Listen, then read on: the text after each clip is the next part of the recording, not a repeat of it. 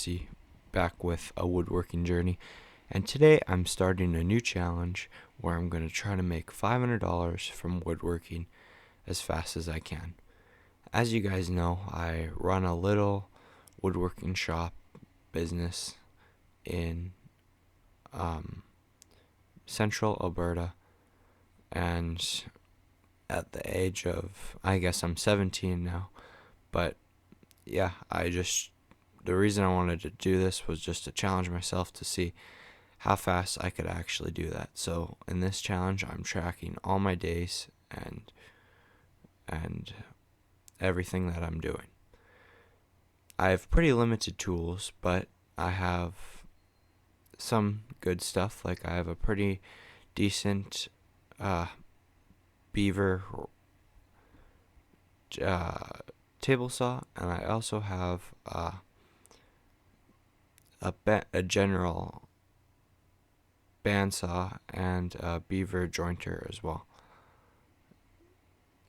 And I have also just other little tools such as a biscuit joiner, a skill saw, impact, and a drill. And yeah, that's basically the majority. And I have just a crosscut saw as well. But as you see here, I am starting on some new tables. These were meant to be a bit bigger tables, and I was going to biscuit joint them together. I find that when I make bigger tables, they usually sell better than the smaller tables, just because I guess people like a bit bigger size. And I also was building trapezoid legs for these. Oh, and I guess I also have a planer, which yeah, it's just a little 12.5-inch planer, but it works. It works pretty well. I also was making trapezoid legs for these, and I find people really just like that style, and that's why I make those. And yeah, and so I was just biscuit joining these two tables together. This was still my first day at doing the challenge. I was gonna do two tables, a set of two side tables here with like this. And the reason I'm only able to do one biscuit joint or glue up, I guess, at a time is because I'm kind of running low on clamps right now, and that's one thing that I'm gonna buy with the $500 I make, I guess, is some more clamps. All I have is two pipe clamps, and then 6 C clamps, and a couple of those kind of on the go speed clamps, where you just do the hand pump. But I find that doesn't really work that well, especially on these bigger projects. You can't really get much pressure from them. But I also did what I run is a little orbital sander for sanding most of these things. It's I do have a belt sander as well, but and just a little mouse sander, but I find the orbital Makita sander works the best, and especially when you can at a higher grit, it can really work down the wood. So that's my go-to sander, is the orbital sander. We are in day 2 now, and I make my own wood filler all the time. I don't know if it's cheaper to get wood filler from the store or make my own. I think it's a little bit cheaper if I make my own, And so, and it's pretty easy and convenient to have because I have glue on hand all the time and sawdust, I guess. And here you can see me getting started on the second build. I just got this biscuit joiner last year, and it's really been helpful because lots of my boards are only about maybe max 14 inches wide, and this allows me to make bigger projects, and it's quite easy and simple to use and beginner friendly. So that's why I like to do that. And I top all my projects with epoxy, just because lots of the time I use poplar, and it's a little bit more punky and not as strong as other hardwoods, especially here in central Alberta, but it has really nice colors, and epoxy just strengthens it and penetrates it to make it a lot more solid and allows me to use it.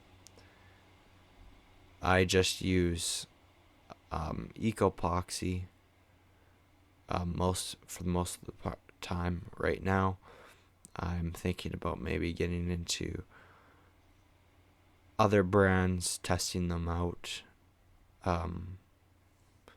as I go along here, and get a bit bigger in my business.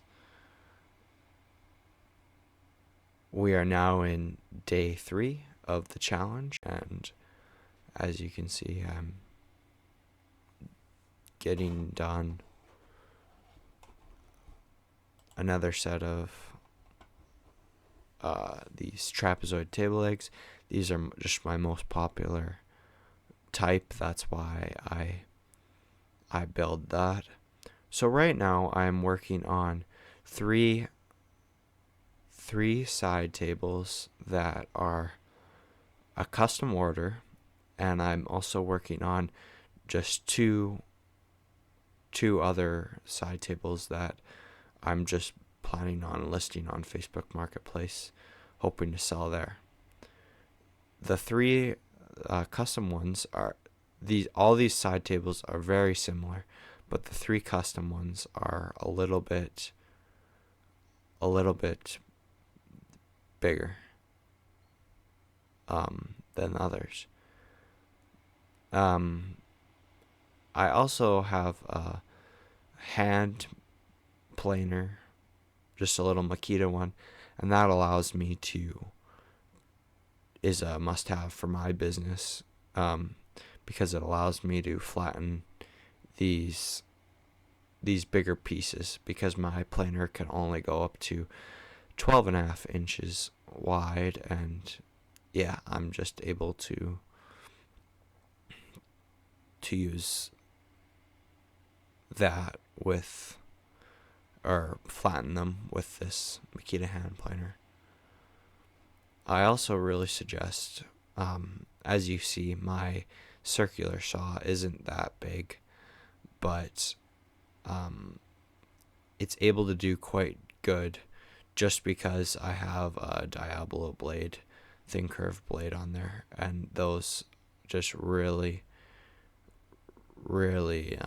work really well. And I have that on my table saw too, and that allows me to flip the breaker a little less and do that.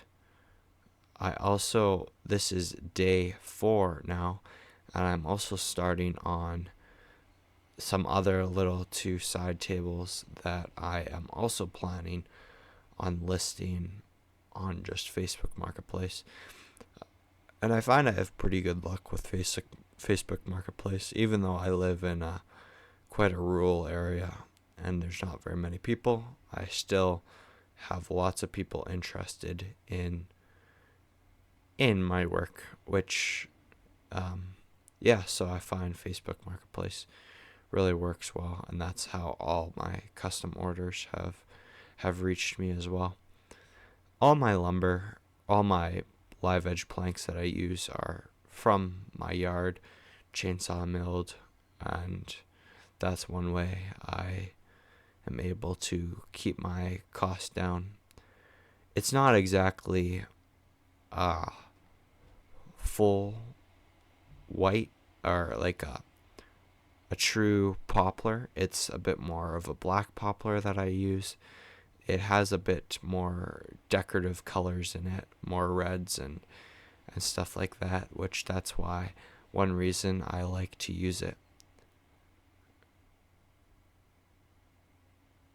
But here you see also I am breaking down some trashed or some projects that didn't really work out.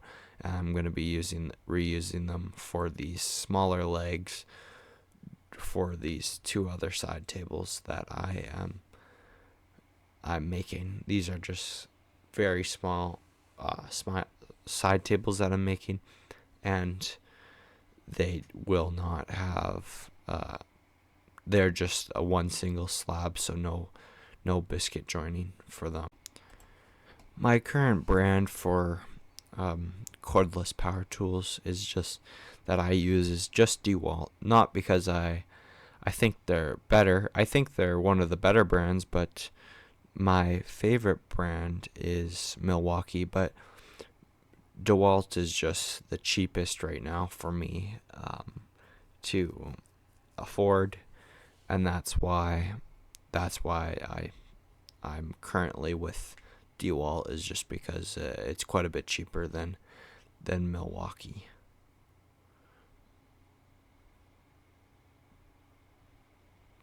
But yeah, and so this was just me building the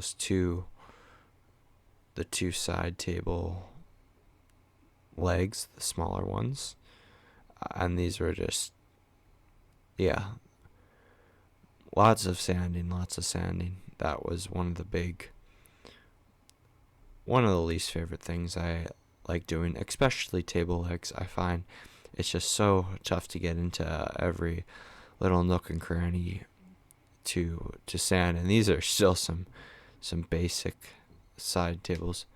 These were some planks that I had been sitting around for about a couple years, and these were some really big ones. These were about 16 inches in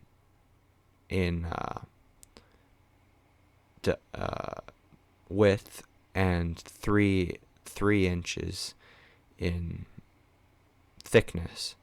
So yeah, they were huge, but I figured I'll try them. But the problem with these planks is that they were very very wavy and took a lot of planing because they were chainsaw. They were milled freehand with the chainsaw. This was before we had the Alaskan mill, which is basically a straight bar, or like allows you to cut straight for the logs. But these pieces were just freehand, meaning it took they were very, very wavy. But yeah, I mean, it is what it is. It just took me a bit more time to process them. But I guess I have the time, and they're quite nice big pieces, even though they do have a couple cracks. We are now into day 6, and I am building the legs for these two bigger pieces, those two big planks that were milled freehand. These ones, I wanted them to be a bit more bulk to them, I guess. They were going to have a shelf in the legs as well. I just thought that would look quite nice. But I also had was using lumber from that I had milled myself, just using the bandsaw and the table saw. And so I had to do lots of planing for that. These two big pieces also had some cracks on them, some big cracks in them, which I was planning on filling in with a colored dyed epoxy, just to give it some more character for where the cracks were, and some stability with the epoxy. It was now day 7, and as you can see here, I am milling up some smaller planks. These were just 1-inch planks, and these were to build the shelf out of for these 2 bigger side tables, which I think the shelf looks really nice. But the big problem with putting in shelves, I find, is that they are a pain to paint. As you know, I paint all my legs, and I usually pick a black. That usually looks pretty nice, but the problem with painting is that it takes a lot of time, and it gets tricky when you have shelves like these, and you have to get into every little space. And the shelves do look better if the boards are spaced about an inch apart. There's an inch gap in between, but that just makes it that much harder to paint. But whatever, hopefully I get a good price for them.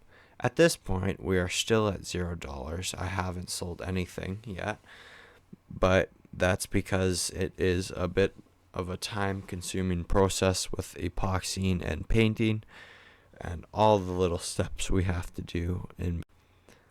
So that's why.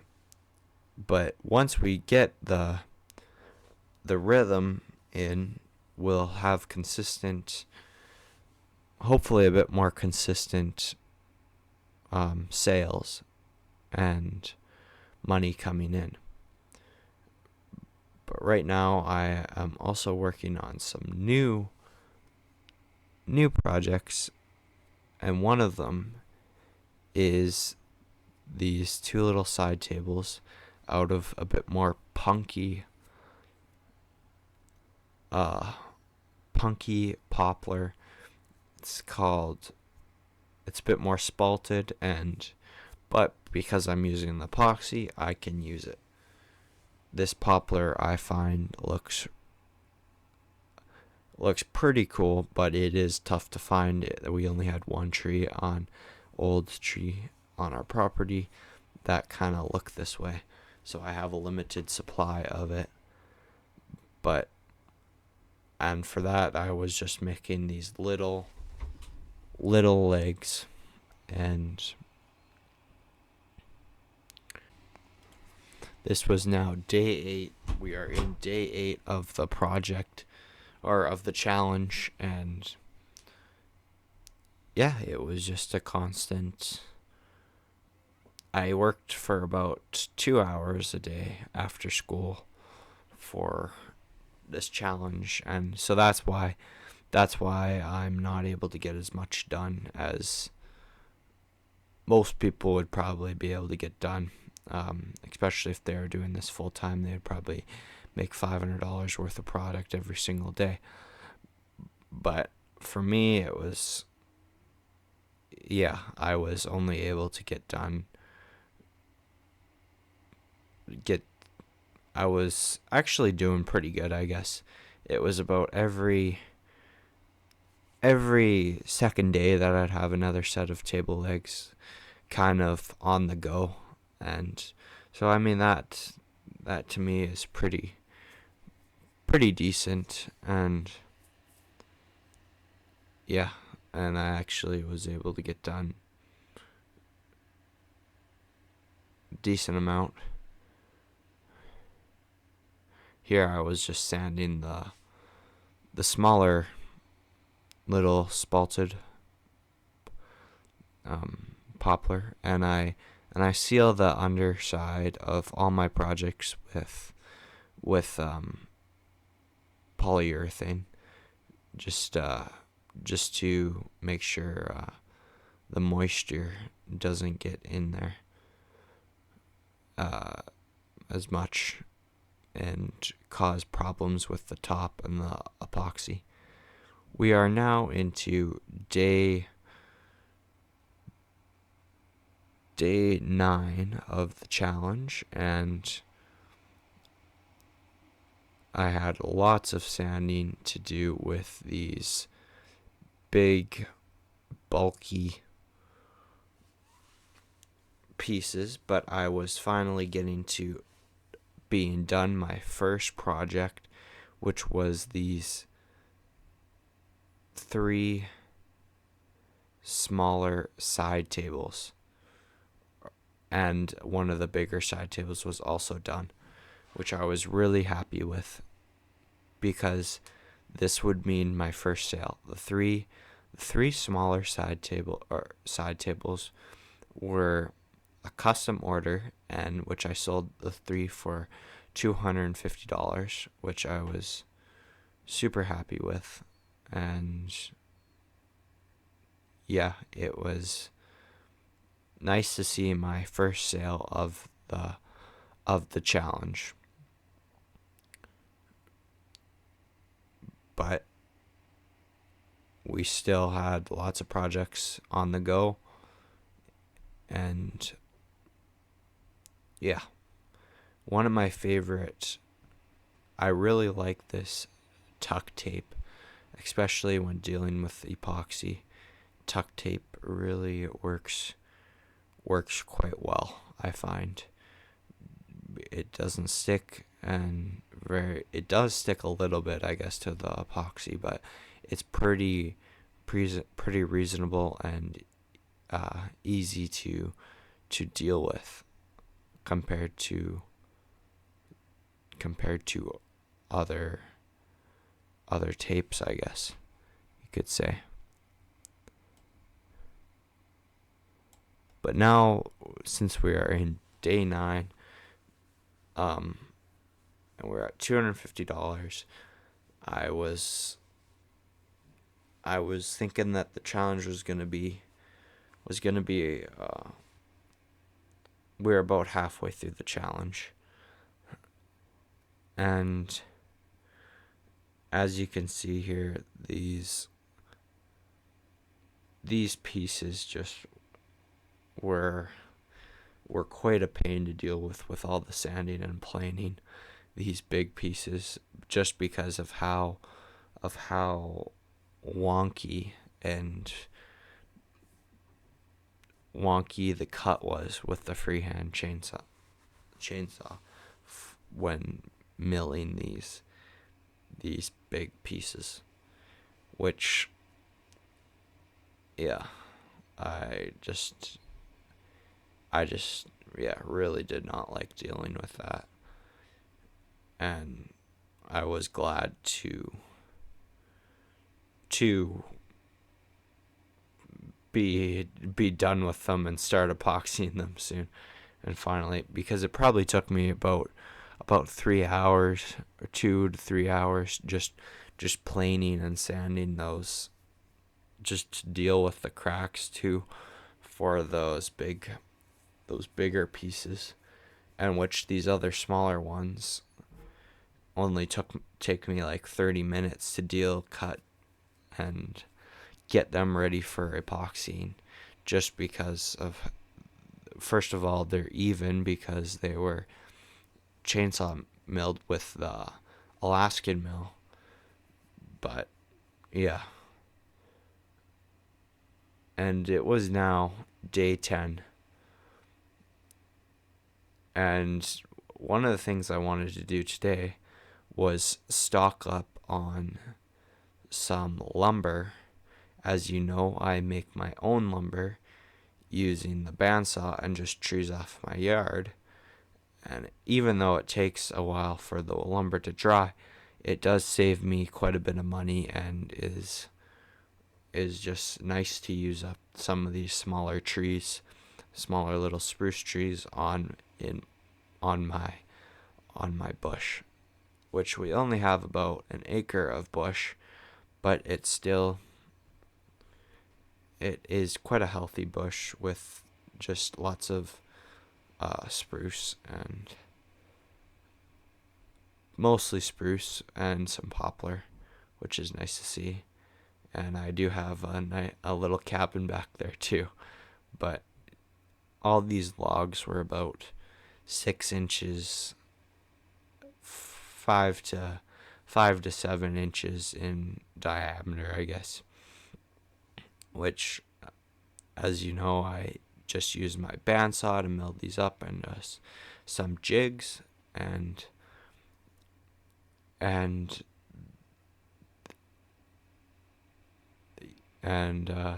I sharpened the bandsaw too, which that is a key thing to making this whole project, or this process, go a lot smoother, is sharpen your bandsaw. And you can do it quite easily if you have about 30 minutes with a chainsaw file, one of those little round ones, quite a smaller one, quite a small chainsaw file, but yeah, it does definitely work, and it works quite well. So right now we are about halfway through the challenge. That is where this video is going to end. We are at $250 and it is day 10, and we're about halfway through the challenge. So if you want to keep following up on the challenge, please subscribe on how it's going, and I will have once I'm completed the challenge, there will be another full video, and I also do the daily videos of how the challenge is going. But this is just how the first half of the challenge has went. We are at $250 so far out of the 500, and we are going to still continue to do our best. So thanks for watching, and please subscribe.